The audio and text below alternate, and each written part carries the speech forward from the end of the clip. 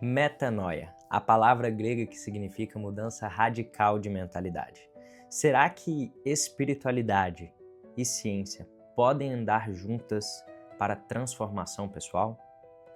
É isso que é a grande proposta do livro do autor J.B. Carvalho. Meu nome é Gustavo Ian, sou mentor de desenvolvimento pessoal, especialista em neurociência do comportamento, e hoje nós faremos uma análise sobre o livro do autor J.B. Carvalho, Metanoia, a chave está em sua mente. Mente cativa, reset mental, cultura do reino e propósito. Uma proposta muito ousada de dois mundos que por vezes andaram separados: espiritualidade e ciência. E é justamente aqui que, para mim, é a grande genialidade desse livro, porque JB traz a união de dois mundos que antigamente eram antagônicos. Agora eles passam a ser chancelados um pelo outro. Obviamente que aqui ele traz a fé como uma ponta de lança, onde basicamente a ciência vem chancelando aquilo que a Bíblia diz. Logicamente que por suas convicções ele também traz alguns aspectos interessantes de reflexão que por vezes nota-se que talvez seja um pensamento dele.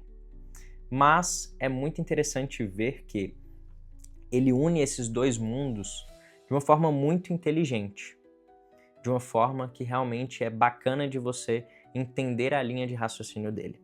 Afinal de contas, ele começa falando de uma mente cativa. Seria basicamente falar de crenças, pensamentos limitantes e até mesmo o ciclo da TCC, que ele chega a citar em outras palavras. A grande questão aqui é que ele de fato une dois mundos de forma muito inteligente. E ele traz até num primeiro bloco de mensagens a identificação e a quebra dessas fortalezas mentais através lá das crenças, dos pensamentos limitantes e por aí vai. Ele também une a renovação da mente, e aí a Bíblia ela traz isso, né? A renovação da mente. Então, quando ele fala desse reset mental, basicamente ele traz uma ideia de que para você ter um reset mental, ou quando você faz um reset mental, você basicamente vem com a configuração de fábrica, a configuração de Cristo, sem suas interferências de interpretações, experiências de vida, etc. Quando ele trabalha o termo reset mental, é muito nessa ideia de trazer a mente de Cristo. E a mente de Cristo não é uma mente ilimitada, é uma mente de inúmeras possibilidades, na verdade, ilimitadas. Por último, ele fala da mudança comportamental. Ora, veja bem, se eu tenho uma mudança de mentalidade, naturalmente que eu tenho uma mudança comportamental. Então, tudo vai casando dentro da proposta do primeiro momento do livro. Aí ele segue falando basicamente da mudança cognitiva, né? Através ali da TCC. E só para a gente retomar, basicamente o ciclo do modelo cognitivo da TCC é: você tem uma situação, um evento. Dentro desse evento você tem uma avaliação cognitiva que vai gerar um pensamento. Esse pensamento vai gerar um comportamento. Você percebe que existe uma conexão lá atrás, ó. Vamos fazer um caminho de volta. Eu tenho um comportamento. Ele foi traduzido anteriormente, antes dele ser traduzido em comportamento, ele foi um pensamento. Antes dele ser um pensamento, eu tive uma avaliação cognitiva com as minhas experiências. Ou seja, se eu tenho a mente de Cristo, eu alimento pensamentos de Cristo, pensamentos positivos, pensamentos baseados em princípios bíblicos, aí eu consigo transformar esses pensamentos em comportamentos condizentes. Essa é a grande proposta dele, eu estou tentando traduzir um pouco do que o livro traz, tá?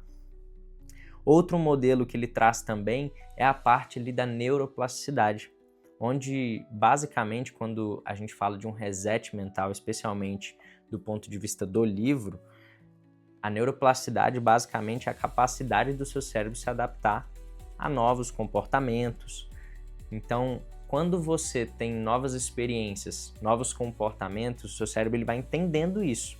É como se ele fosse pegando essa nova informação. Então você consegue sim mudar muitas vezes sentenças que basicamente, em outras palavras, seriam sentenças malignas e transformar através de uma mudança de mentalidade.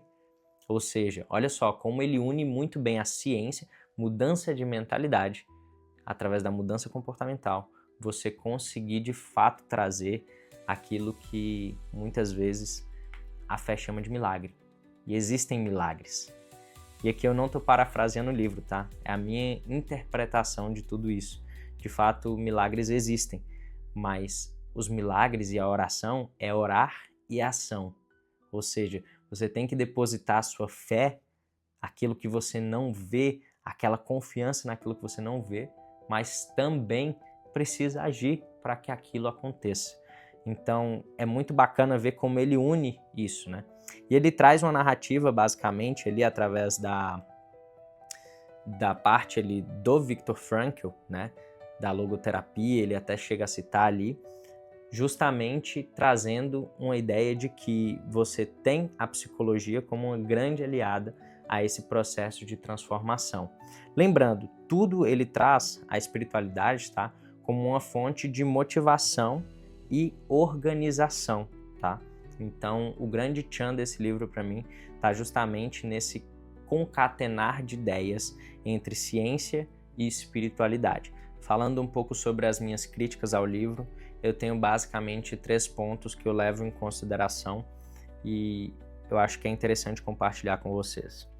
A minha análise é que existem 3 pontos. Primeiro, atribuição de casualidade, onde, vou dar um exemplo, a ciência ela fala que mudanças são processos biológicos, são processos mentais. Enquanto isso, no livro, ele deixa entender que mudanças são, de certa forma, processos ou intervenções divinas. Essa diferença de paradigma entre ciência e espiritualidade, para mim, ela acaba sendo importante em alguns momentos. O risco do bypass espiritual, que basicamente é um termo da psicologia transpessoal, né? É basicamente o uso da fé para evitar um enfrentamento, né? Um enfrentamento ali de traumas e de doenças, ou doenças no caso, que acabam sendo também bastante importantes para mim. Isso pode acabar, tá, desestimulando a busca por uma ajuda profissional, no meu ponto de vista, onde ele traz aquele apelo basicamente de que a fé é o seu grande apoio, quando na verdade existem profissionais ali.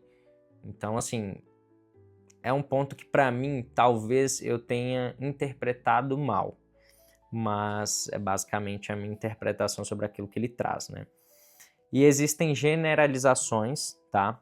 Que na minha visão são perigosas, como por exemplo os problemas que são tratados como uma solução única.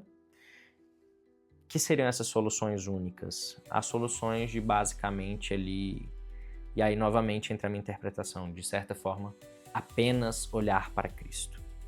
Eu não estou dizendo que não devemos olhar para Cristo. Nós devemos olhar para Cristo, mas também agir em conformidade com aquilo que nós vemos.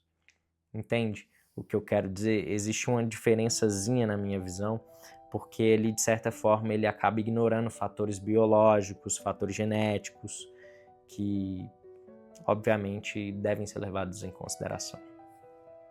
E, por último, ele acaba trazendo uma simplificação muito alta da experiência humana, que é algo que, para mim, também acaba sendo um fator extremamente latente quando a gente fala de uma mudança de mentalidade, mas principalmente quando ele tenta unir esses dois mundos da ciência e da espiritualidade.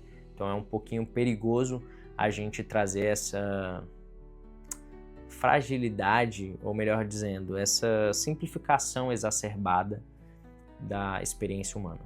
Em suma, pessoal, o livro é um livro extremamente interessante para quem busca aí uma transformação espiritual e pessoal através da ciência e da espiritualidade. certamente é um livro que eu recomendo.